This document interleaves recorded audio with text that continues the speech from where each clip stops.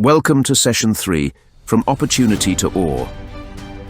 As we explore innovative projects and strategies to maximize the potential of Europe's raw materials, it is essential to examine the critical intersection of mining, sustainability, and resource management. Our distinguished speakers will cover a range of topics, starting with the critical raw materials projects in DIAMO, highlighting the Czech Republic's efforts to leverage low-grade raw materials and mining waste for critical raw materials like rare earth elements. Next, we will explore the production of high-purity manganese from the Chvaletice tailings in Czech Republic, addressing the industry's challenge of meeting the increasing demand for critical minerals to achieve net zero goals.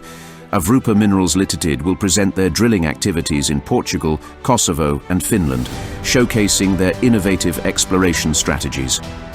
Finally, we will discuss early-stage exploration and the CRMA, focusing on the importance of securing critical minerals for the green transition and the complexities of permitting processes in Europe and Norway. To conclude the session, we invite you to participate in a discussion on advanced resource management strategies, including improved extraction techniques and community engagement, while highlighting exemplary projects that set benchmarks for responsible mining. We will also consider emerging trends and technologies such as automation and AI that have the potential to transform the future of mining in Europe.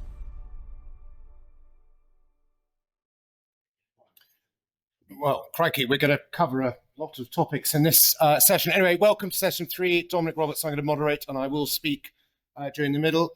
But we also have an additional speaker, Dragan Milosevic, who will join us at the end. I don't think it's... Oh, I see. Red means on. Red normally means off.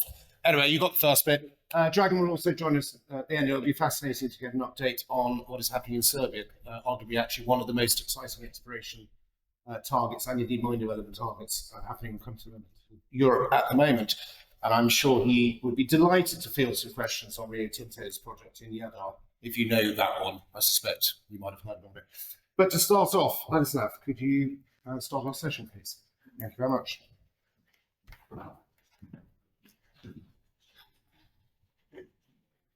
Hello, everybody, ladies and gentlemen. I'm really glad that I could be here to give you a short, let's say, overview what DIAMO as a state enterprise is doing in terms of critical raw materials. So, at the first, it's working. Okay. Just show a little bit of the summary. So you can see that on the DIAMO you can find the underground and also even the old burdens like waste stockpile. So just short summary about the history of the state enterprise. The DIAMO state enterprise is 100% owned by the state, especially the Ministry of the Industry and Trade. We have here one of the members of the ministry early in the morning. So we have founded after Second World War as a state miner for uranium. So after the times goes, we slowly include their other state enterprises and the national enterprises who are mining different types of ores. So in the 2001, we included the ore mines. So it was a state enterprise that was mining the rest of ore, like copper, zinc, gold, and so on. And in the 2002, we also took a state company who mined hard coal in the Ostrava Basin. And 2020, we took another part of the OKD, which was now the company was private owned, but we took the part that was closed. And now we are really focused. Our main focus of DIAMO is remediation works, so recultivation and sanitation of the land. But this is not something that I would like to say in the history, but history is important in the terms of deposits and lots of works that were done before. So there was some mention about uranium. You can see that how many uranium deposits, and also we can it's just some kinds of mixture of reserves and resources. But you can see that the exploration works that were done after the Second World War was huge. So we have more than 150 deposits from the scale, definitely. But in terms of this exploration, we have a huge amount of data which are now using that we could use in the term of CRM. So, but short introduction to legal frame, because it is something that is necessary when we are talking about the CRMA. Then there was some movement of the minds of our government in the 2017 when after the EU established a list of the critical raw materials in the 28, then our government, after 9 years, they decided that there is maybe a good time. It was involving the Cinomets in those time. The good time to start looking for the area of Czech Republic and try to do a revalidation of the potential of Czech Republic. So together for this task was Czech Geological Survey chosen, and sorry, and DIAMO as a state enterprise, and together we are working on the not just terms of our R&D, but also in terms of exploration works. And also it means not just the field works, but also the drilling from the underground, from the surface. So we call it the hard exploration, or the tough. So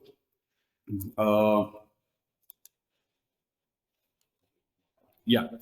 And this is how the CRM list was evolved. You can see that from the couple of metals, we have now more than 31, and that I'm just not counting all of the rare metals, but it's really huge. And there is some exception in the Czech Republic, because we have added for different metals that was not included in the EU list. And this is a uranium. You can see the reason why we have added, because we have tons of thousands of tons of uranium in the resources. So, and because of we are running the nuclear power plants, so it makes sense to be focused on the uranium as a metal. Then there's also a gold, because Czech Republic was historically famous for gold, and we have still some tons in the resources and even in the reserves. And rubidium, cesium, because they are included in the ores of Cinomets. So, but the question is what to do with them. Yeah.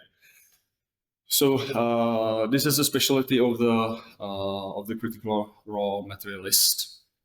So as I mentioned, that in the 2017 we started to work that was focused on the revalidation of the historic data. This task was last for 4 years, and together with Czech Geological Survey, that have a huge archive, we try to catch the Finland and the Sweden.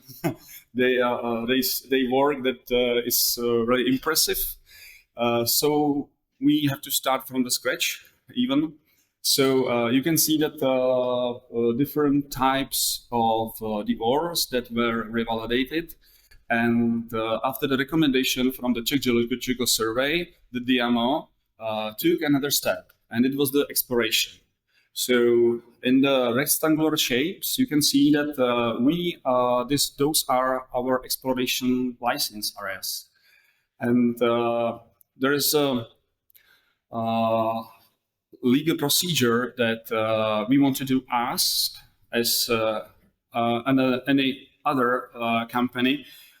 We have to ask with a proposal in the Ministry of Environment for allowance to do the exploration.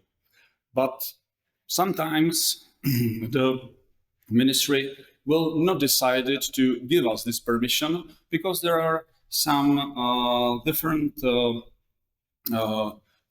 public needs for like protection of the environment and so on. So we are not successful in every case, but let's say 40% our permits were done. So we are doing the exploration. So basically, we are focusing on CRMs that from the list and with the addition from Czech Republic.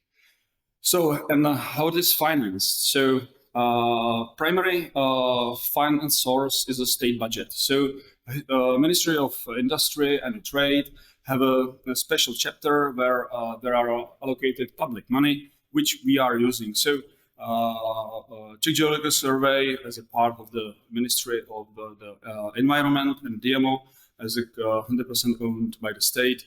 We are running these. And also we are using another funding from the EU sources. It could be the EIT raw materials for the smaller ones, usually upscaling ones, and or the Horizon Europe, like project Saprimo, where we are the part as a project partner for the research of the new way how to extract the rare elements from the Norwegian deposit Fen, and also from the sources that are connected to uranium, because there are also always some parts of the rare elements. So this is the current state. It is not a huge budget. It's in terms of millions of euro, definitely not something huge like was mentioned from the ministry. So this is a list of exploration licenses of DIAMO, which is now valid. The first one, Zlaté hory. In the translation, it means gold mountains. And yeah, there is gold. This is a metal that will do all of those works. But there is also zinc and the copper. And together with zinc, there is gallium, germanium. So now we are in the pre-feasibility study state. There in this is an abandoned mine that we have to return to life, and we are drilling from the underground.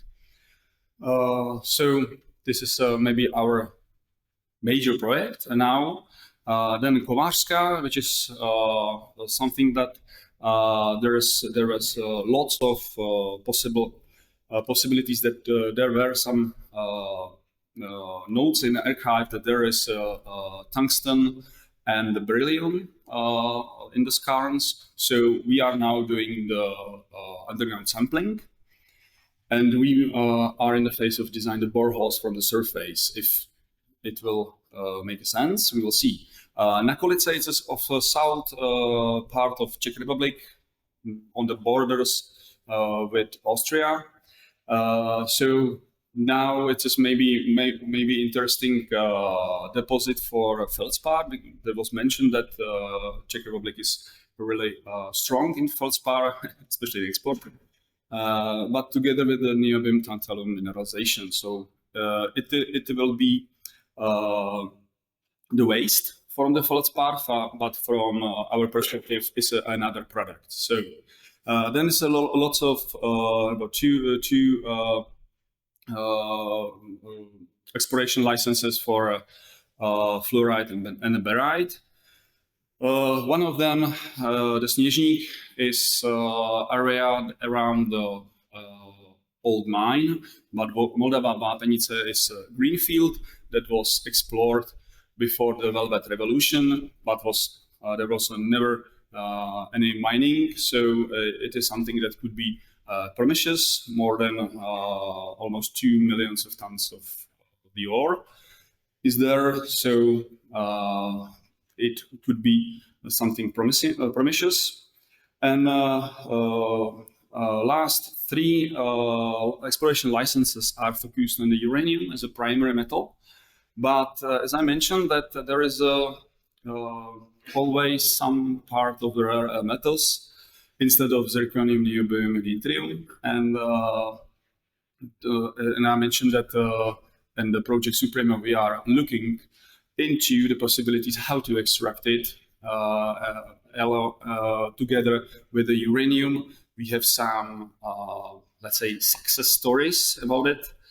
And those last two ones are a part of Strash area, which is the main uranium part of the Czech Republic. Those from you who will be joining the field trip to Strash, you will see that in situ leaching, which we are now remediating, and from these mother liquors, we are able to still extract the uranium and also the rare metals. So this is everything from me. Thank you for your attention.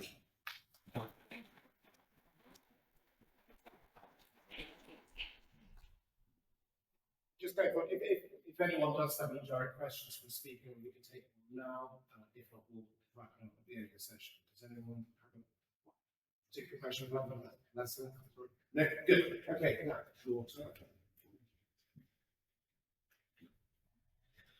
Okay, thank you. Good afternoon, everyone. May I ask for a slide? I will speak about the project which we are developing as a company, Mangan Chvaletice, and our company was mentioned in the morning twice. So I'm quite glad that we are becoming quite well known in the Czech Republic and also outside of Czech Republic. We are, in fact, as a Mangan Chvaletice, we are developing the project to get high purity manganese products, predominantly for battery industry, for batteries, for electro vehicles, and for storage of the renewable energies.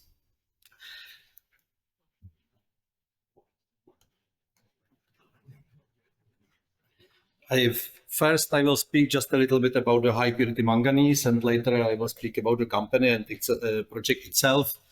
We will look on the market, and I have to say that the manganese for the battery use is in fact a niche product. So also in the past, when you came to the battery conference, everybody spoke about lithium, cobalt, and almost nobody about the manganese. Because you know maybe better than me that manganese is in fact the fourth most traded metal in the world, but manganese for the battery use is something completely different. It's not a commodity, it's just a really, I would say almost a pharmaceutical product, because the level of impurities is really on the magnitude of units or tens of units of ppm of the different impurities. So for the batteries, they are used basically two main products. It's a high purity electrolytic manganese metal and high purity manganese sulfate. In the past, also for these dry batteries, was used manganese dioxide. As you see here, I would say production and the usage is only 0.16 or 0.46 of these materials from the entire manganese production. Currently, the majority of the batteries are NMC. It means that there is a nickel, manganese, cobalt, and these metals are, in fact, are in cathode. Or the second option is to go to the LFPs or LMFPs batteries. So all of these batteries are containing manganese, and if you want to somehow differentiate the batteries, you can, I would say, improve the parameters of the batteries, what in performance or the price. And in both directions, the manganese play quite important role, because manganese is in fact much cheaper than is nickel and cobalt. And if you want to produce the massive amount of the cheap batteries, you have to go, and the producers are usually going to the higher content of manganese in the chemical recipes.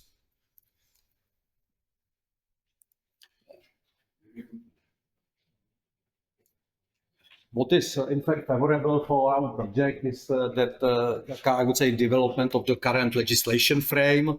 Yeah, so in Europe is a Critical Raw Material Act where manganese for battery usage is part of it. In fact, and our project is only one in the Europe, and in fact the deposit which is located in Czech Republic, it's the only deposit of manganese in EU suitable for production of manganese for batteries. Yeah, so and because I'm looking on it not only from the perspective of Czech company Chvaletice, but also our parent company Euro Manganese, for us is also favorable this Inflation Reduction Act in United States, which is in fact supporting to use the local or recycled materials. Our company, so in fact, here on the picture, you can see that our project and deposit is located in the middle of Czech Republic, 90 kilometers from Prague. So we are in fact strategically located asset within the EU. It's a single source of manganese for the EU. In fact, we are not a mining project, but we are reprocessing the tailing, which was created in the years 50s to 70s from the production of the pyrite.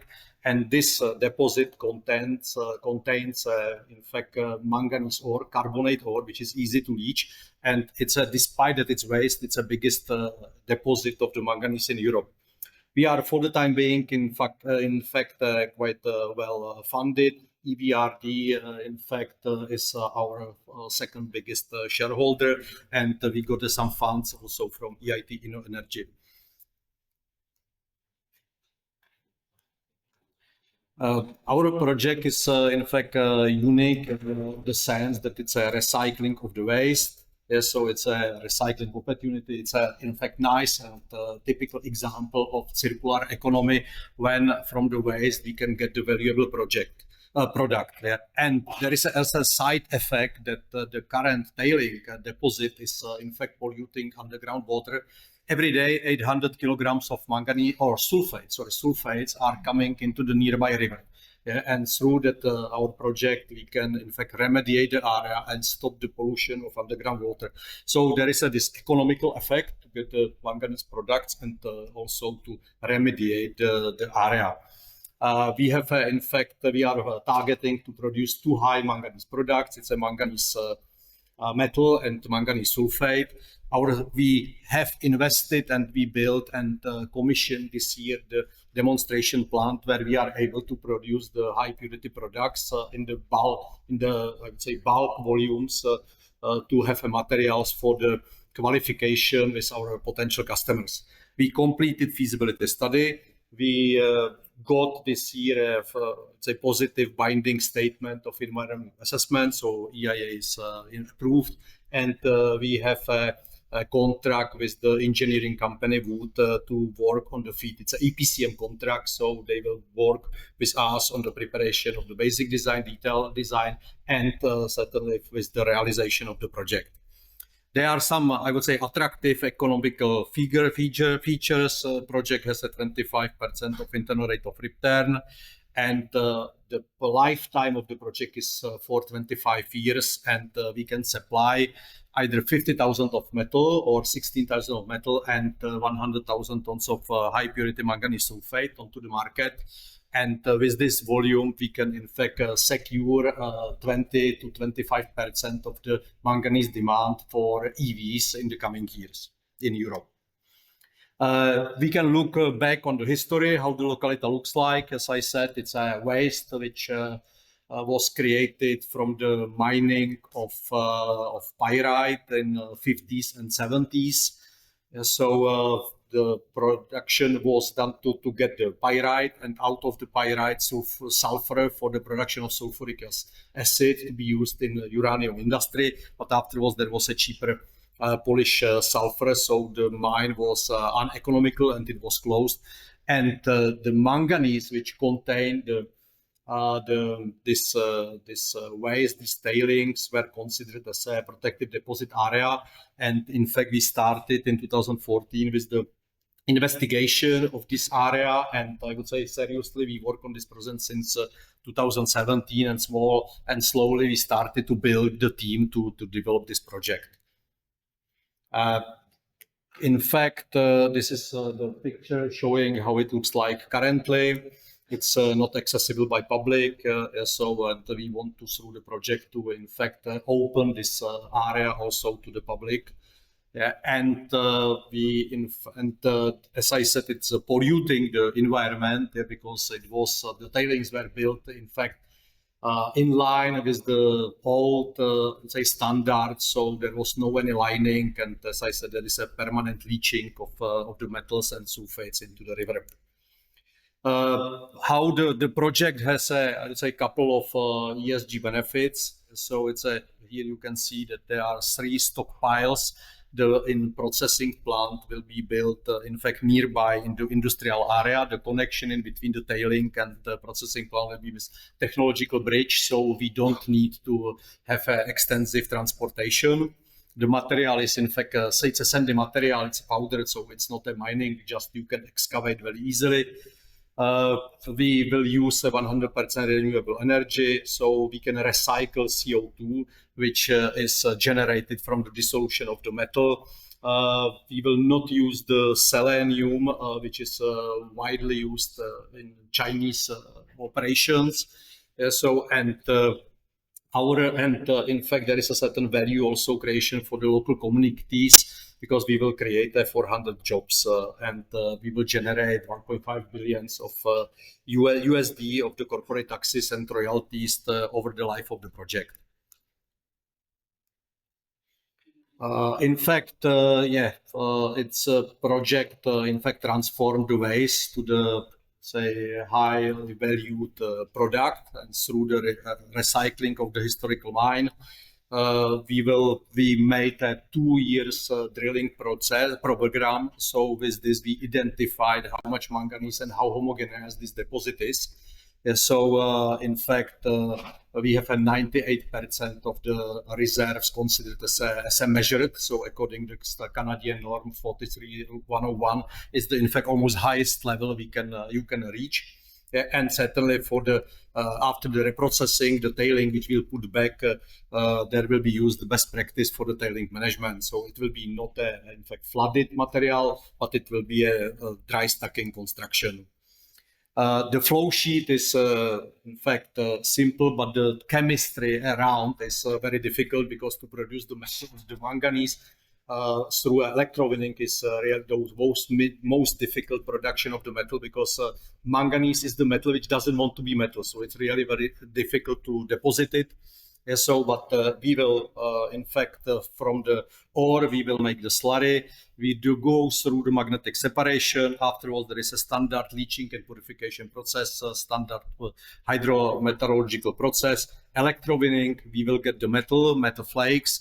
These metal flakes are afterwards dissolved and after again purified, and you will get the manganese sulfate solution. You have to evaporate and you crystallize, so you go through crystallization and you get the powder. There is an advantage to go through for 2 products, metal and manganese sulfate, because some of the producers are preferring to use and dissolve the metal by themselves. And there are also 2 routes how the batteries are produced. So for this, we are using two products, and also to go through the metal guarantees better quality, because the electrowinning itself is also one of the purification stages. In terms of ESG, in terms of CO2 footprint, our product is in fact more than 1/2 of the Chinese CO2 footprint. If I look on the metal, and the same it's valid for manganese sulfate. So usually from the competitors, you can get the manganese sulfate with 5 kilograms of CO2 per kilogram of manganese sulfate. In our case, it's just 2.1. Certainly, when we use also the renewable power. As I told, we build a demonstration plant to, in fact, demonstrate our ability to produce the product, to also get the information or data for the design of the big plant, and also to get the products for the qualification to our customers. So here's just a couple of pictures. So you can see the first electrolytically produced mangan in EU in the middle in the glass bottles. Yeah, and here is in fact the, I would say, timeline where we are following. So we went through the different, I would say, branches. One is the demonstration plant to get the samples for customers to, in fact, collect the data for the design. We are working on the engineering. So as I said, we contracted EPCM contract with engineering organization Food. So we are now in the stage of preparing pre-FEED, and we will go gradually to the FEED engineering. Early works and construction is somehow targeted in 2027-26 with the potential commissioning of the plant and ramp up end of 28 and beginning of 29. In the meantime, we got the environmental impact assessment. We are preparing the documentation for land planning and construction, and we are ready to submit the documentation for the determination of mining lease. And in the same time, parallelly, we have to work with the customer offtakes, which is certainly necessary to get for I would say, bank financing, for debt financing. So, and customer offtakes and project financing is going hand in hand. Yeah, and after the getting the construction permit, we will slowly work on the operational permits to be ready for startup in 2028. Thank you for your attention.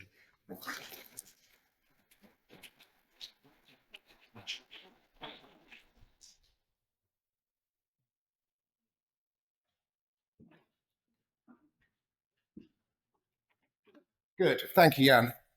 Good afternoon, half an hour after lunch, my favourite presentation slot. I hope everyone is wide awake and not sitting there in a postprandial slump. My name is Dominic Roberts. I'm the Executive Chairman of Black Dragon Gold. We are developing very slowly a gold project in northern Spain, suffering a permitting impasse that has been going on now for 5 years. No great surprise there, but I'm not going to talk about my project. It's not a critical raw material. I'm instead going to indulge myself on a little wander into geopolitics and the realities of policy versus my experience as a mine building practitioner. When Arthur asked me, or when Arthur and I discussed speaking at this conference, I came up with a rather highfalutin idea of trying to meld the importance of geometallurgy into creating net zero. And then as I started actually thinking about what I was going to say, I realised that actually I was about to talk a load of rubbish and not really talk about what is important. So I'm going to discount my original concept. And first I'm going to deal with the net zero point. Net zero is an outcome. The first thing we need is resource security. Now, I don't know what the problem is necessarily with that statement. Perhaps it's too imperialistic or too militaristic or something just a little bit too aggressive. But bluntly, we need to achieve resource security. And the reality is, and I've put up a sort of history timeline here, I'm fascinated in history and geopolitics. I could talk about this for a very long time. But our industry is directly linked to that historical timetable. Our successes and our failures are directly linked to that, and as they will be in the future, because we are, in fact, the product of geopolitics. And where we're sat today, with war on continental Europe, the distinct possibility of wider war in the Middle East, with our supply chain being attacked by the Houthis in the Straits, and depending on the outcome of the American elections, the distinct possibility that China might even have a crack at Taiwan, we are living in a deglobalizing world. The 40, 50 years of enormous economic growth that we experienced during the Cold War has come to an end. The models that we got used to assuming in terms of our commodity supply lines, bulk commodities at just enough, just-in-time logistics have been destroyed over the last 4 or 5 years through a range of factors. And the reality is we are living in a period of time where we need more natural resources than we never need before. We need to achieve resource security and underpin our European manufacturing base if we've got any hope, yes, of achieving net zero in the end. But net zero is not the outcome we need to achieve now. It is a degree of resource security. The other thing I thought I'd rather cleverly talk about would be geometallurgy and its role in future exploitation of deposits here in Europe. Dr. Simon Dominy is widely credited with coming up with the concept of interdisciplinary engineering about 20 years ago when he published his first paper on actually how to use interdisciplinary engineering to alleviate the nugget effect in gold projects. Now, he's developed that over the years. There is no doubt that a geometallurgical approach to any mining project is vital. However, I'm not an engineer. I'm a project leader, and I've built 3 mines, and actually all of them incorporated a geometallurgical response or geometallurgical principles into their development. As a project deliverer, I would actually describe geomet as something far more simple than that, and that is the way in which we break down the historical jealousies and silos that have always existed in our industry between the 3 key engineering disciplines. So when something goes wrong, the process engineers blame the mining engineers for failing to deliver what the mine plan had said. And the mining engineers blame the geologists for failing to provide the correct input into the block model that they were relying in. And then the geologists retreat like a Gollum-esque character to talk and mutter about genetic models in the core shed, and everyone shouts at each other. You know, my job on delivering mines was actually to get those 3 engineering departments to all work together in a coordinated fashion to deliver the best possible outcome for the shareholders. And that is what I understand about geometallurgy. And that is why geometallurgy fundamentally, whether you use the engineering scientific definition or my rather useless non-engineering definition, is vital to every project going forward. Of course it is. So let's just have a look at what I think European deposits may look like. Yes, there are some porphyries out there. We might find a world-class deposit in the Iberian Peninsula. There's some porphyry projects in Romania, if anyone's brave enough to go and have a crack at those. But actually, Rosa Montana has put us all off Romania, and it will do for quite a long time. But on the whole, a lot of what we're talking about in the critical and strategic metal space in our targets of 2030 and beyond are going to be looking at more European style deposits. And I think we're looking at smaller deposits, things of 100,000 tons a year, perhaps, often complex, ones that, because they're small, get affected by market volatility. Invariably, the presence of deleterious metals, mercury or arsenic, on and on and on. So let's just have a look at those. And let's also move on to what I think is really when I realized that my original premise for this talk was absolute bollocks. The non-engineering challenge part. Sorry about that. I apologize. I knew you would never do that on stage. The non-engineering challenge, because this is actually where the problem lies. And these are the factors that are going to prevent us from delivering projects. These are the factors that already prevent us delivering projects. And these are the factors that we need to deal with, I believe, in the coming years to achieve any level of resource security in Europe. So I've changed my presentation after 5 minutes. I'm going to now talk about the legislator's critical role in achieving resource security. We'll do a bit of a deep dive. So geomet probably helps us with, in its purest terms, help us with complex deposits. Let's have a look at a couple of others. I'll dip into these rather quickly. Deleterious metals, lack of smelting capacity. Full stop, refractory ores are exported out of Europe to be dealt with somewhere else. Not our problem, not in our yard, and therefore we're using carbon credits to ship this around the world. We're adding to the environmental. We all know about scope 1, 2, 3s, but that is what we do. More worryingly, I think there's a distinct issue with the availability of European smelting going forward. There's simply not enough of it, and we are going to have to step in at international, national, and indeed involve the whole supply chain into underpinning our smelting capacity in Europe.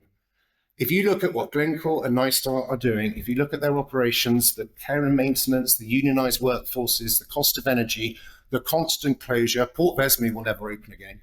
Asturias is under constant consideration by Glencore, and Nystar's broadly got a third of its capacity on care and maintenance at one stage.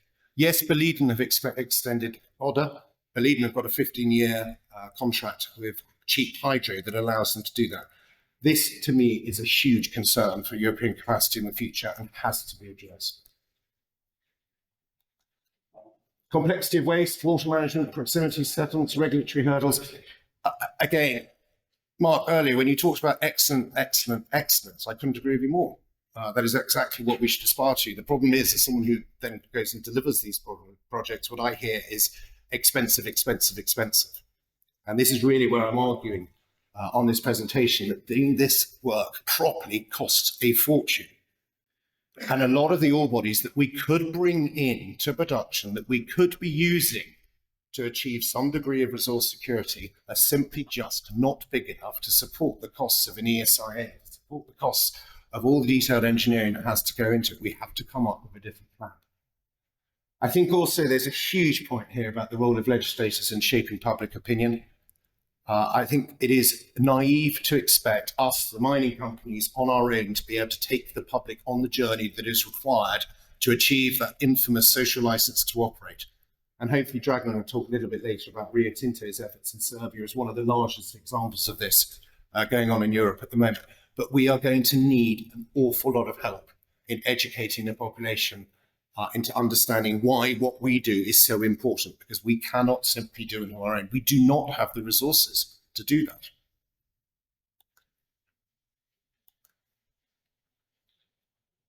The elephant in the room, and I think this is my major point, is that if we are to start leveraging Europe's natural resources, we are starting to bring these to bear. And if I am right that a lot of these are slightly smaller deposits that where we have to potentially use different ways of bringing them in, the principal issue here remains actually our lack of access to finance. And if we look at some of the points that are applying to this at the moment, the majors, over the last couple of years, exploration spend by the major companies has dropped significantly. They're focused on mine extensions and near deposit expansion of their existing operations. Of course they are. You know, they've got to get the return on investment of the enormous capex that was put into these projects. And quite frankly, that's a better placement for their money at the moment. But they are not investing what they used to do in greenfield. And therefore, I wonder actually about the future of the sort of prospect generators, the incubators and the earnings that used to be a large part of the junior explorers companies' access to finance from those guys. More worryingly, I think we're in trouble over the next couple of years because the vast majority of exploration job dollars, full stop, comes from two markets. It comes from the ASX and the TSX. Full stop, that is where junior money comes from. Forget Europe, forget the AIM, and forget any of the bourses here in the rest of Europe. It comes from those two markets.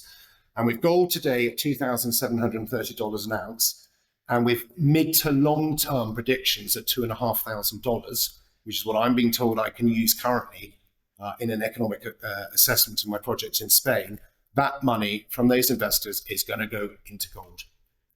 It's already the case that 60% of the exploration dollars on the TXS go into gold. We will see that increase. So we're going to see a starvation of available exploration dollars into projects that aren't those gold projects, and that will impact our ability, and Paul's ability particularly, he might talk to this point at the end, to maintain his work over the coming years.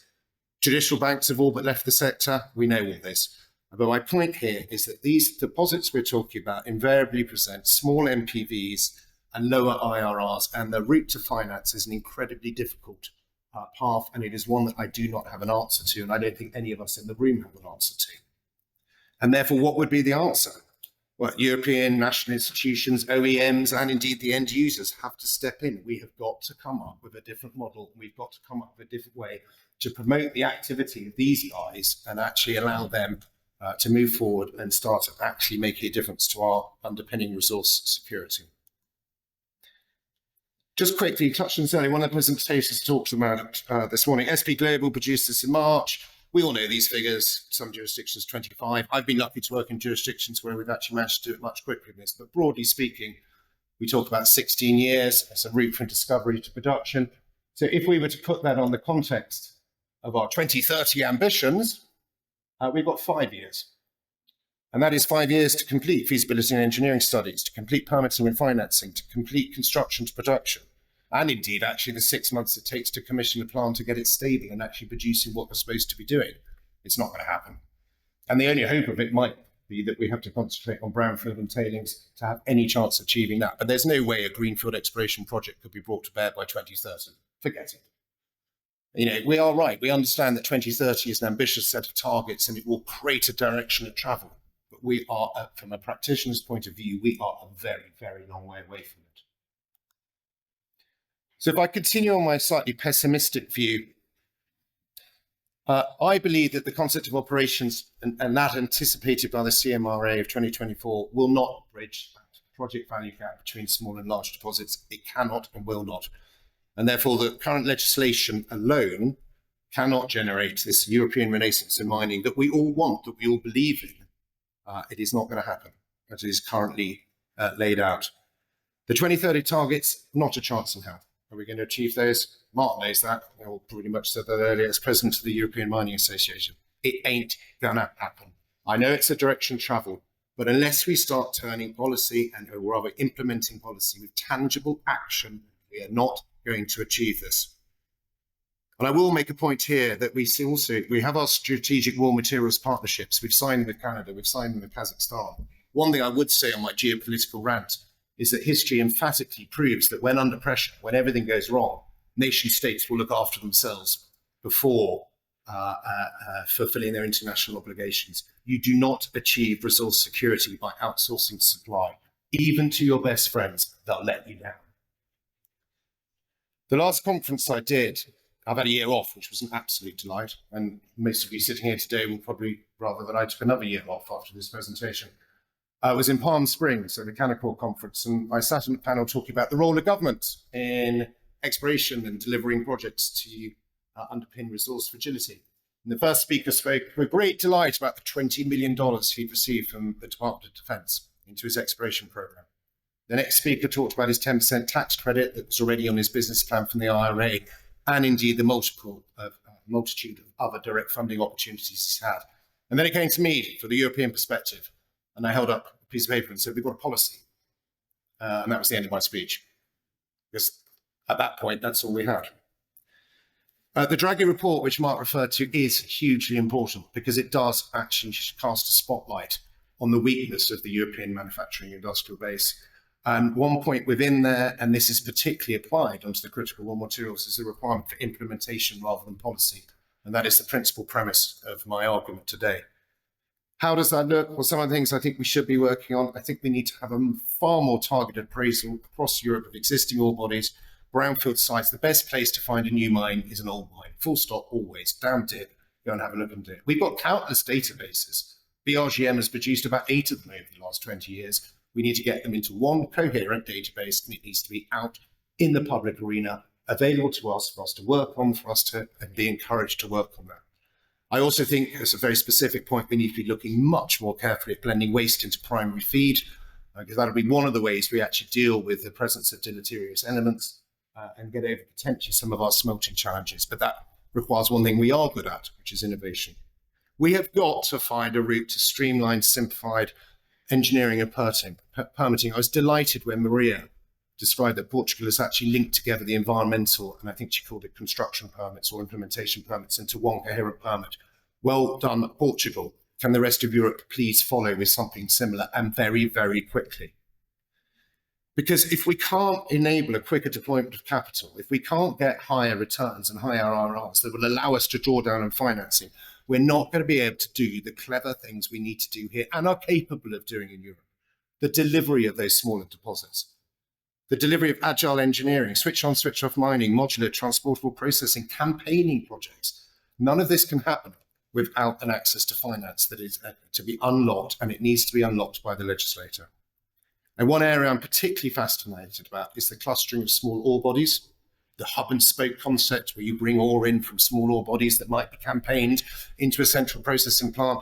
But the reality at the moment is if I had to do an issue on all 6 of those, if I had to do individual permits on all 6 of those, if I had to run that and then try and present that to a financier with 6 projects, 6 block models, it just is not going to happen. We need to find a clearer route to that. And ultimately, rather than NIMBYism, I'd love to think that the legislator can help us achieve a concept of better in my backyard, rather than not in my backyard. We're enormously proud of European manufacturing. We're enormously proud in Germany of that little manufacturing excellence that every town has on the edge of it. How on earth do we ever get to the point where we can be enormously proud of a sustainable, well-run, well-delivered, well-closed, discrete mining operation also in our backyard? And that is where we need to get to. Thank you.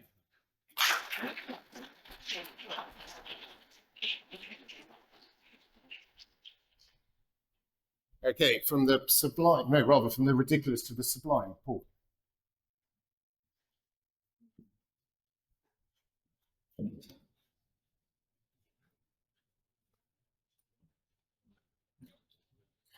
Well, Dominic, well said. Thank you very much. Appreciate it. My name is Paul Kuhn. I'm the CEO and president of Avrupa Minerals.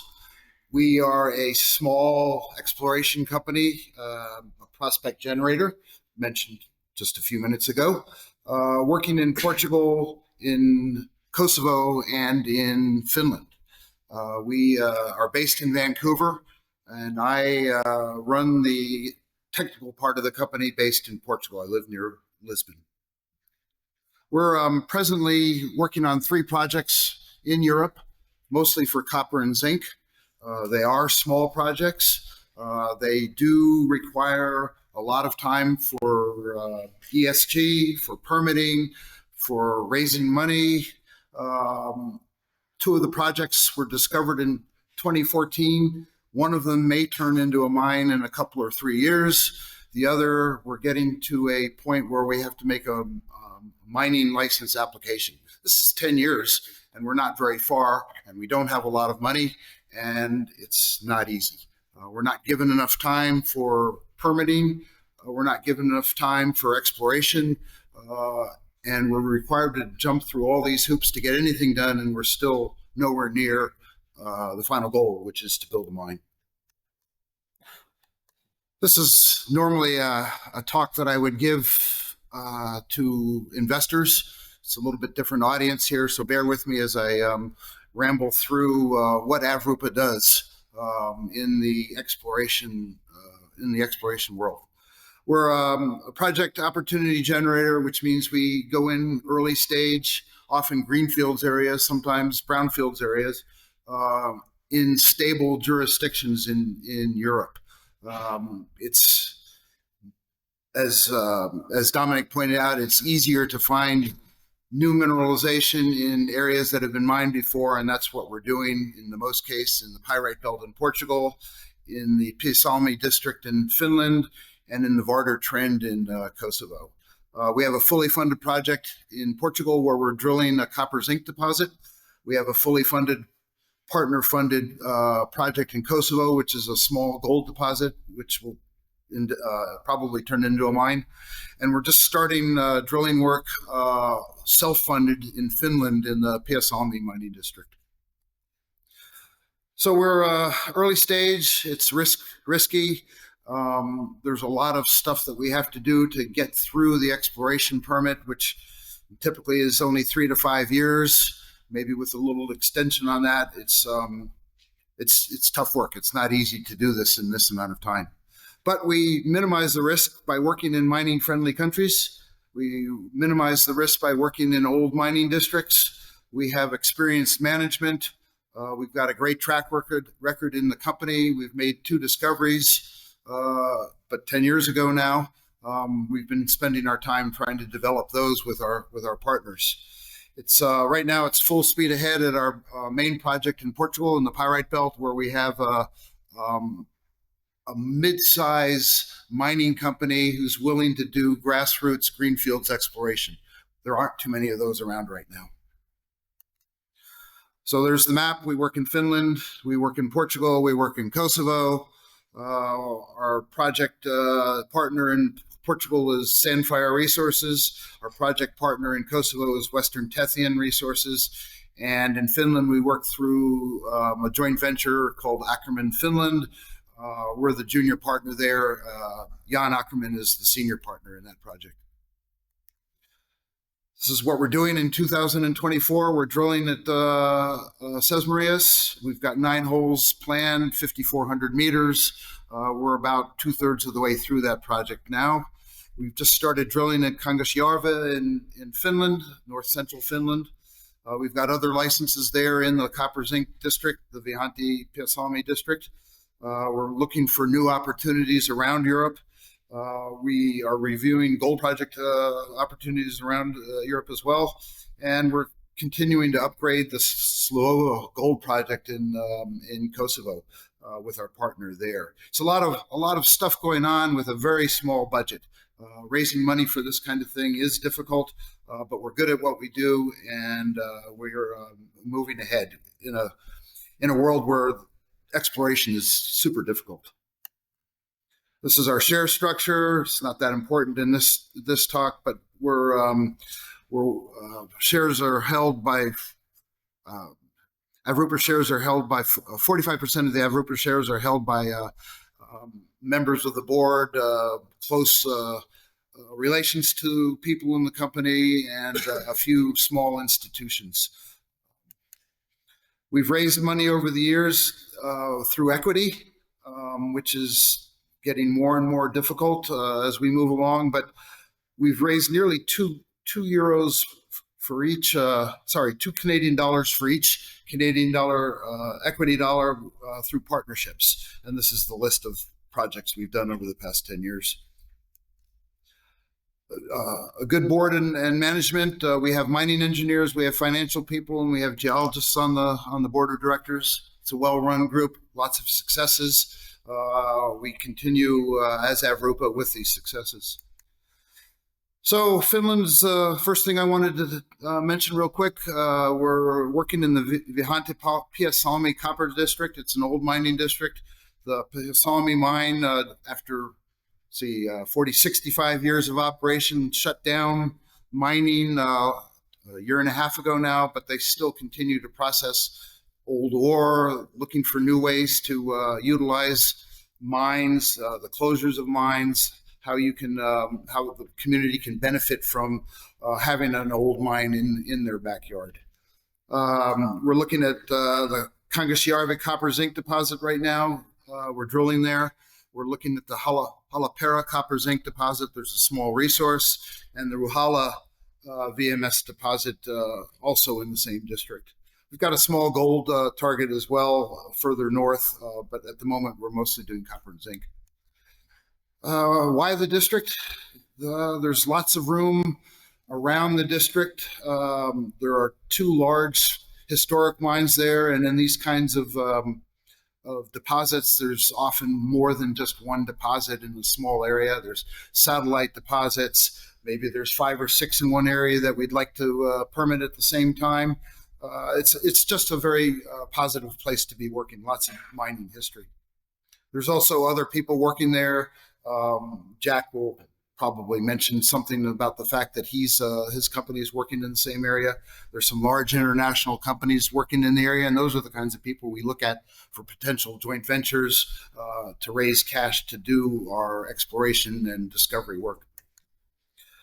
Again, the 4 things we're looking at are Kangasjärvi, Hallapera, Kollima, and Roha in Finland. And again, it's all positive places, positive areas in a brownfields mining district.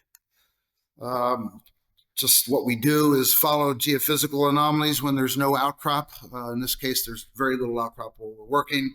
We had a helicopter survey a couple of years ago that detected electromagnetic anomalism, and we're following on the drilling in the Kangas and Kangas North areas. This is what it looks like, what we try to follow. The white lines are planned drill holes into a geophysical target. It's not easy work. Just so we know what the success rate is, it's somebody mentioned this morning, Mark mentioned this morning, I guess 1 in 100, maybe 1 in 1,000. So drilling is not easy. It's expensive, and the success rate is ephemeral at best. So we want to drill 1,000 meters in 2 holes at Kangasjärvi, where we're looking at historic data, and GTK, the Finnish Geological Survey, has lots of data. As Alexei mentioned this morning, lots of data available, lots of old drill core. It's a great example of how the government Geological Survey can help the exploration business. It's a fantastic situation for us in Finland. We're reviewing further targets. We're looking at some new properties to potentially acquire. We're continuing our environmental and social licensing, and we're looking at joint venture possibilities in Finland. Moving on, it's just a quick summary of what I've just said. We're excited about Finland. There's lots of potential there. We've got good data background, and we've got now a little bit of money to do some first pass drilling at Kangasjärvi. Moving to Portugal, also a mining friendly place, as we heard this morning. We're in a world-class mining region, the Iberian Pyrite Belt. We have a experimental exploitation license in the Pyrite Belt called Avalad. We've been working on that license since 2011 in various stages of permit. We're now getting towards the end of this stage, and we'll have to do a mining license application for the project sometime early next year. It'd have to be completed. The place we're working at is called Sesmarias. We discovered copper zinc mineralization there in 2000. Well, let me back up a second. The pyrite belt extends from Lisbon basically to Sevilla. It's been mined since Roman times, perhaps even since Phoenician times. It's the largest massive sulfide, copper zinc massive sulfide district in the world, and we're located up at the northwest end of it, up near Lagoa Salgada, which you can see in the red and turquoise. Our place is called Sesmarias, which is noted on the left side here, and just below Lagoa Salgada. Sesmarias was discovered in 2014, drilling with a partner at that time. Since then, we've drilled with a second partner. We've drilled with our own money. But in 2020, we established a joint venture with Sandfire Resources, and they've been supporting the program greatly, both technically and financially, and with great people to work with. Basically, we discovered massive sulfide mineralization at about 200 meters depth in 2014, but extended that to about 400 meters depth with Sandfire in 2020 and 2021. We're trying to follow on that over a strike length of about 1,700 meters. It's a compact, tight target. It's good grade, but it's difficult to get to. So another problem with exploration is you spend quite a bit of money drilling 400-meter holes, 500-meter holes, and not finding exactly what you want, even though you know it's there.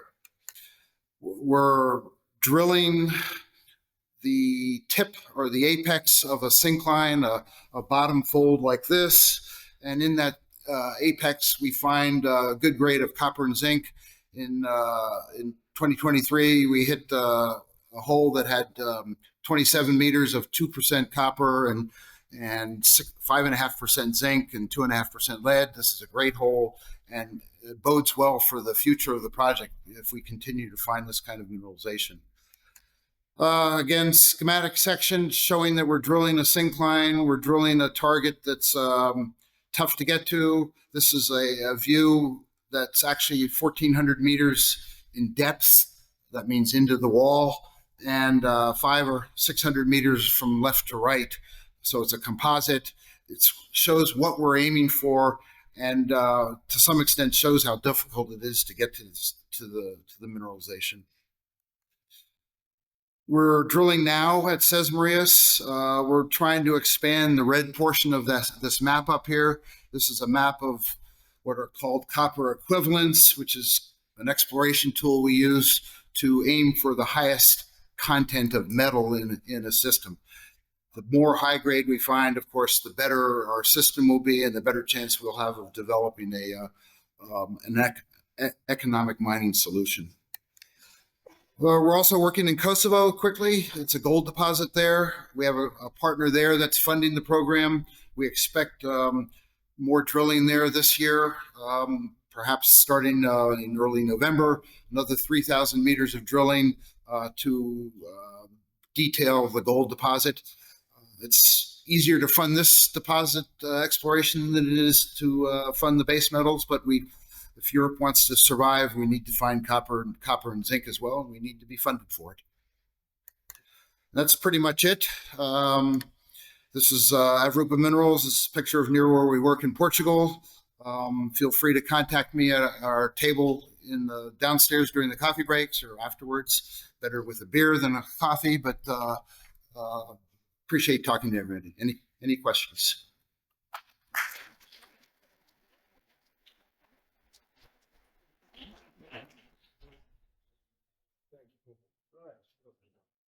Ready? Oh,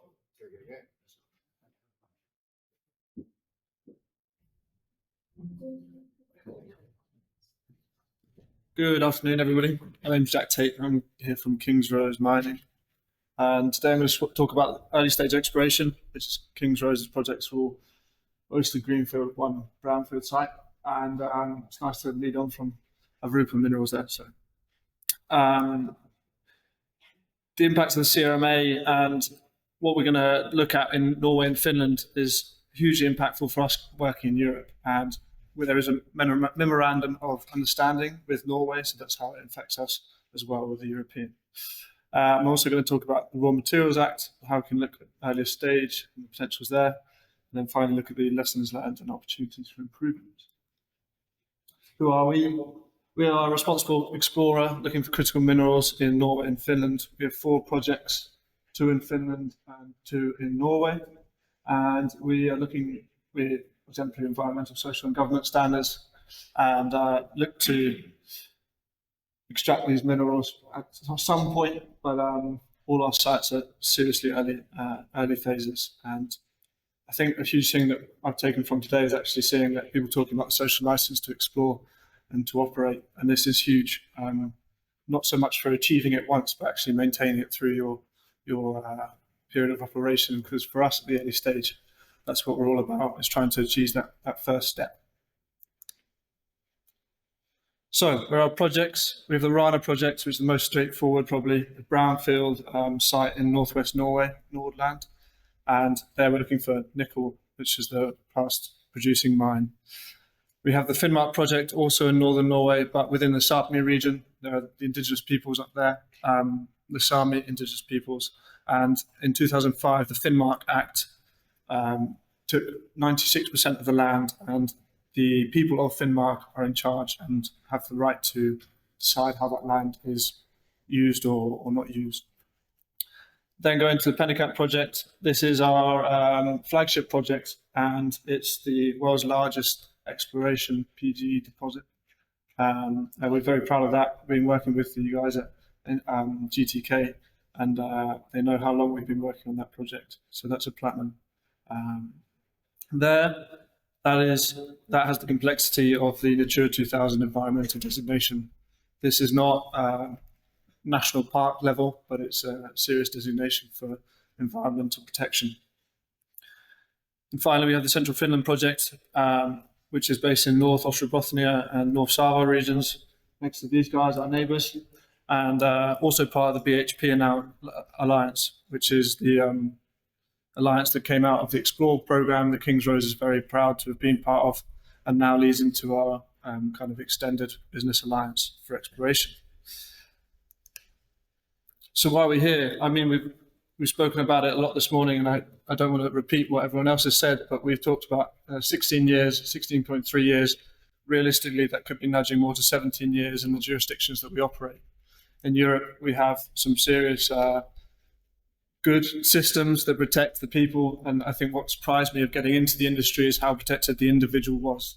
The environment's taken care of, and the individual is too. But this does make complexity for us for the time to get to production.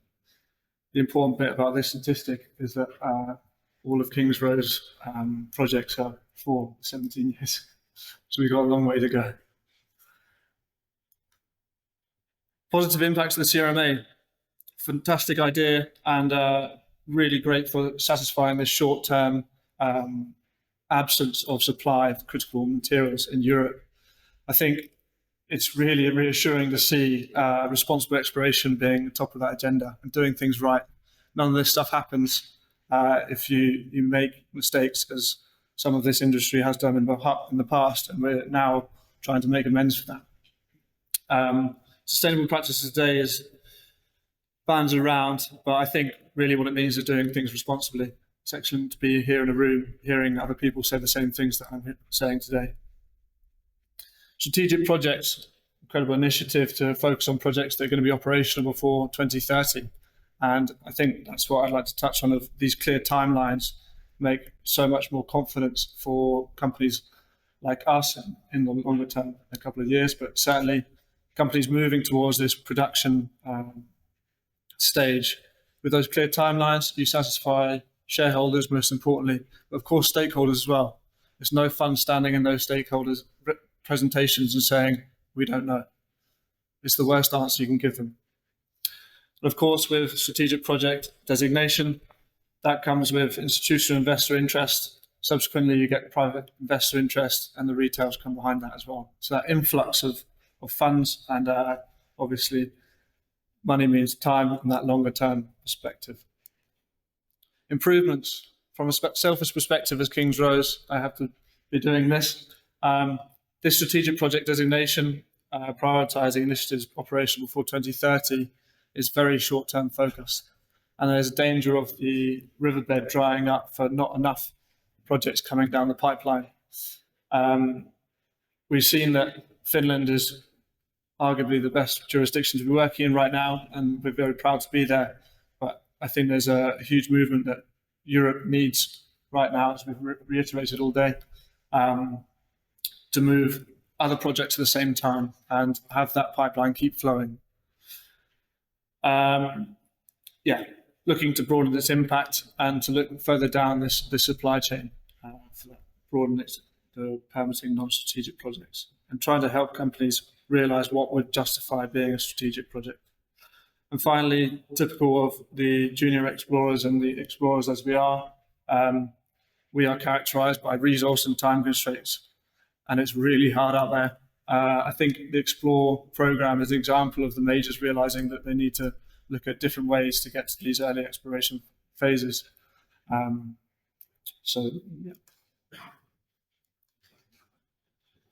Our approach, our strategy. Again, I'm going to go back to looking at national level. The guys at GTK, the guys at NGU, which is the Norwegian Geological Society, they've done a sterling job of getting all of their data and making it open for us to be able to look at and subsequently invest in the areas. I think this is a huge start, and then the next phase for us is actually in local procurement, local employment. There is no way that King's Rose would be at this level that it is now without the investment in taking on the right people and the experts. A huge shout out to WSP Finland, because their work with us in especially the Penikat projects has been superb. I think the other thing I want to say about this slide is that it's atypical. A junior explorer arguably shouldn't be expected to do all of this engagement. We're doing arguably above and beyond with these proactive engagement, desktop flora and fauna, baseline water sampling. This is all before a drill bit hits the ground. And that's incredible expense to have in the early phases. This is before the money even comes out of the investors' pockets. And we know from the global markets over the last couple of years that this has been a downward trend. So to keep spending this money in early phase is hugely costly, but with the option of us, hopefully that mitigates the difficulties that we're going to have later on for appeals processes and subsequent hopeful permitting timeframes. So going project specific, I'd like to say that our head of sustainability, Graham Farrar, has done an incredible job of putting together our permitting roadmaps, and they're all available on our website, super clear for each project. You'll see that they're all different, and that's why I'm going to go through them different stages, but that's due to their complexities, whether it be permitting or the community or environment that's on top. In Rana project is what should be considered the Norwegian standard permitting roadmap, and we acquired that project in early January 2023. We're drilling on that project that summer. We've had 2 successful drill campaigns up there, and the reason that I've left residual uncertainty up there is that we did have an administrative error which led to the drill machine not operating for a couple of days. We know how significant that is for companies of our size, and that cost isn't going to be made up by anywhere else but ourselves. So there is still some residual uncertainty there. Penikat project, our flagship, super proud, and we've had it since acquiring Avrupa Minerals in November 2021. Those 3 years coming up to this November now are all permitting. Of course, there are surface level geological surveys that have been undertaken, but a huge part of that cost of that project has now been to permitting and environmental surveys. This is not to say that it should come at the cost of the environment, but this is the Natura 2000 environmental designation, which exploration is permitted, but this 3-year, and now that we're in the administrative court, the 12-month delay from August this year, it's going to be seriously challenging, and would be challenging for another junior explorer in terms of cost. This is to say also that at the same time, this permitting appeal could be elevated to the Supreme Court for the subsequent 12-month delay in our permitting. We haven't drilled this project. Finnmark project, without a doubt, our most complex in terms of community. It's part of the Sami indigenous land in Sapmi, and the 2005 Finnmark Act is an excellent way to protect their rights. The permitting for this part of the world is still unclear, and it's I can't say too much, but there's a difficulty with the administrative level, and that uncertainty does create difficulties for these junior explorers that are trying to work there. This project is currently awaiting review by King in Council, so it's been elevated to the highest level possible. Central Finland, clear and efficient. That's how the Finns would like it to look. It's been a fantastic operation there since we've acquired those licenses through the Explore permits. And this isn't drill permitted currently. We know it's a 4 to 6 month kind of preparation for this permitting process. This goes without saying that there is also community issues there, and we're working through that, and that's why we haven't actually gone straight into to drill permit those licenses or reservations in Finland. I spoke to the finance team. It was a long conversation, but I came out with these real rough guides, and I have to caveat everything that I'm saying from now on with these very rough guides, please. But with the simple projects that we have in central Finland and Rana, costing approximately 500,000, these are all Aussie dollars, by the way, per year, and to be drill permitted in 6 months is an impressive feat. On the other hand, we have the complexity that of 3 years. 3 years plus to be drill permitted, and between 500,000 and 1.5 million Aussie per year. I think these are huge numbers that if we're going to meet these demands of the 2030 or hopefully 2050, these are going to be like the challenges that we have of reducing these timeframes, because this is before the 17 years, 16.3 years of getting to pre-discovery. So, how can the CRMA help? Well, a huge one is access to funding. And I think it's an understanding of the industry and of junior exploration as a part of that industry, and really bringing that along. But the other side is actually governments and industry working together. We've spoken about it a lot today, but simplifying this permitting process has to be done in terms of attracting foreign investment or internal investment to protect intra-European projects. Now, this is perfectly possible. We're all in a room today, we're sharing these great ideas, so this is what needs to happen. And finally, critical minerals needs to focus on early exploration, because the river's going to dry up and these projects are going to fall by the wayside if we don't look earlier in this phase. It's excellent that we're looking at end of life cycle and recycling these opportunities, but as Dominic touched on, there needs to be a constant flow of these project pipelines. And that's where I'm going to finish today. Thank you.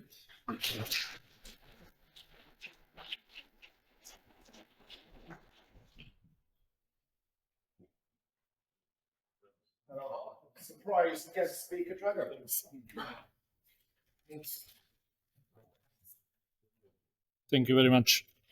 Dear ladies and gentlemen, I'm very glad to see a lot of familiar faces here. I'm sorry. So, before the panel, Dominic said that I will have 3 minutes. So here we are, my 3 minutes. So, before I start, I would like to call all of you to come to Belgrade and Serbia, as Serbia is a beautiful mining district, and you will see why. With my presentation, I will run through all those slides because the time is short. So I'm coming as a president of Geological Mining Association of Serbia, which is the biggest professional association of junior miners, service providers, and equipment producers in Serbia. We started in 2014.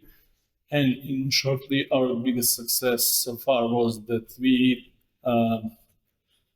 work with the Ministry of Mining and Energy on implementation on law on mining, and we put security of tenure for the first time in law on mining in history of Serbia. So here are several slides which I want to point out from the PDAC this year, which says that the governments are now active industry players, but I will not go into the details. You can probably search on the internet of things related to this. So after geological potential, governments are the single largest determinant in where mining investment flow globally. And this is from the World Bank Group presentation from PDAC. So you know more or less everything about global supply and importance of mining, so I will not speak about that. Sorry. So Serbia mining district. You know where is the Serbia, and one of the sentences which I like more is that history of mining in Serbia started like 5,000 years before Christ. And in Serbia, we have the oldest mine site in Europe, which is Rudna Glava. So we have excellent infrastructure, very mining friendly. And we will talk later about latest activities regarding anti-mining wave in Serbia, but in general we have a lot of mining districts active from historic times, prehistoric times. We have attractive policy factors, labor, etc., etc. The location of Serbia is at the end of Western Tethyan Belt, so there is a lot of discoveries and deposits which comes which comes from that area. The most important one and the biggest one is RTB Bor with copper production, Majdanpek as well, and the latest one is Čukaru and all those three are now controlled by Zijin mining group. So there is two primary belts. One is Cretaceous belts, which is the green one right hand side, and then tertiary belt, which is on the left side.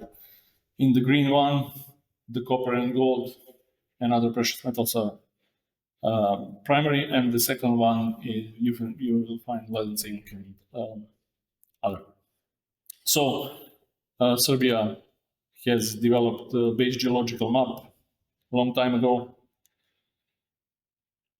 This is the map of occurrences and deposits of different minerals. So we have more than 2,000 metallic minerals deposited and mineral occurrences, and more than 25,000 non-metallic.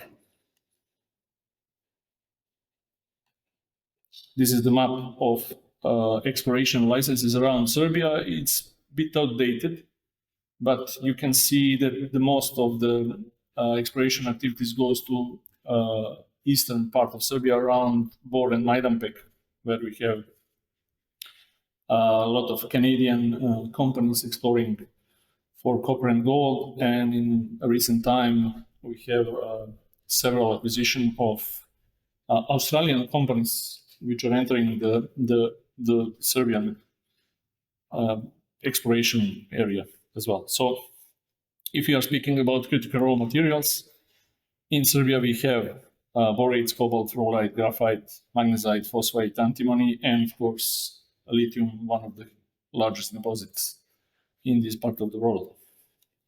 Very famous right now. This is what's happening in Serbia. And speaking about active mining industry, we have 5 active lead and zinc underground mines, 1 copper open pit and underground mine, then copper and gold, and etc. This illustration is just to show you how big this Čukaru upper zone is in comparing to Eiffel's Tower. This is all the picture from the period of exploration time of Čukaru. So let's talk about what will happen next in Serbia. We have 4 of the projects which are in development stage. Some of them are in late exploration phase, some are in development phase. So the other project, lithium and boron mine and processing plant, is a topic of big dispute between the NGOs, Greens, government, and people living in Serbia. It's a huge lithium project owned by Rio Tinto in Serbia. And right now we can see that the government is giving their best to support the project, to ensure social license to operate, to help to achieve social license to operate, and to handle a lot of misinformation and false information shared by regular people around Serbia through social networks. The second one, Čoka Rakita and Potej, this is the precious metals gold project in Serbia, which is in part of the deposit is in phase of, let's say, feasibility study. The second part of the deposit is in exploration phase, one of the biggest gold discoveries, I think, in this part of the world. As I remember, one of the last drill holes was 74 meters with more than 20 grams of gold per ton, if I remember correctly. So what we have else is Piskanja borates mine and processing plant, and Valjevo borates deposit, which is in exploration stage. So altogether with Čukaru Peki, which is developed already and in production, all those 4 will be the future of mining activities in Serbia. So speaking about the term and time needed to develop a mine, Čukaru Peki project in Serbia was developed in less than 10 years from first discovery, from first drill hole to production. And if we develop all those 5 in next 5 years, then we will kill the statistics, because we will have 5 running operation mines out of 150. And several times we heard today that 1 of 1,000 or 1 of 100 exploration licenses result with production. In Serbia, we will have 5 of 150, more or less. So, and Čukaru Peki is permitted in less than 10 years. Again, we are speaking about 16, 17, 20 years or more. So this is in short. I think this is the end, yeah? So I'm open for questions, and I hope that I'm on time. Thank you very much.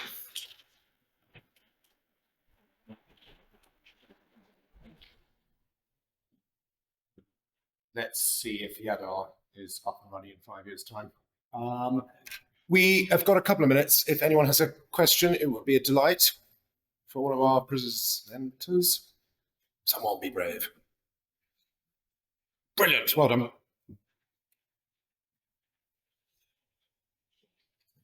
Yes, technically, big question for all presenters.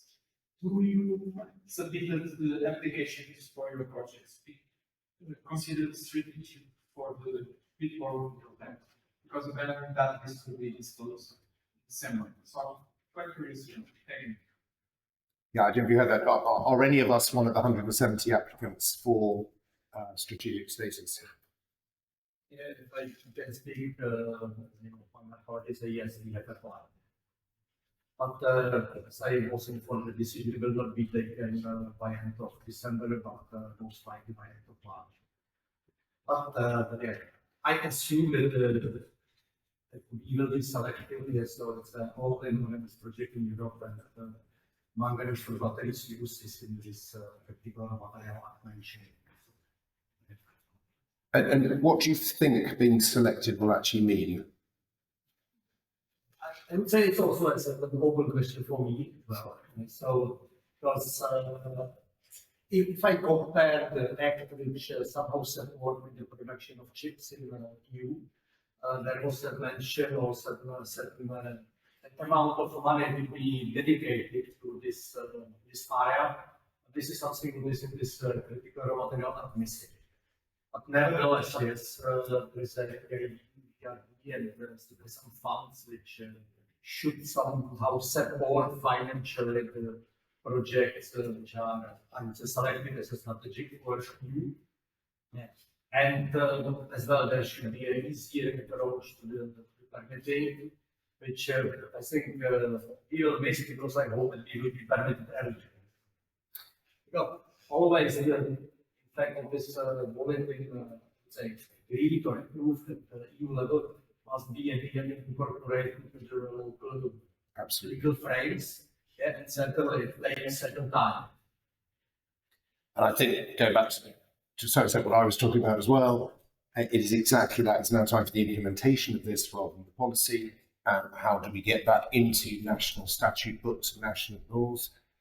27 months to be part of an awful lot of what the CRM talks about is offering a quicker route to permitting is 27 months. But actually, that's got to be legislated in every single member country, and it's got to go through Parliament, so they've got to be enacted, and then got to happen. Right. And in terms of money, at the moment, where the CRM talks about money, it talks really about actually providing clearer guidelines on permitting, providing strategic status. It's got a rather nebulous concept of helping with offtake. Now, how Brussels is going to persuade Glencore Traffy to give you offtake finance because it's Brussels, let me know. I'd love to see how that paper works. There's a lot of implementation reality that needs to come. Ladies and gentlemen, thank you. You've done very well after lunch. Time for a breath of fresh air. And if you have any further questions, please do pick them up with the panel afterwards. Thank you.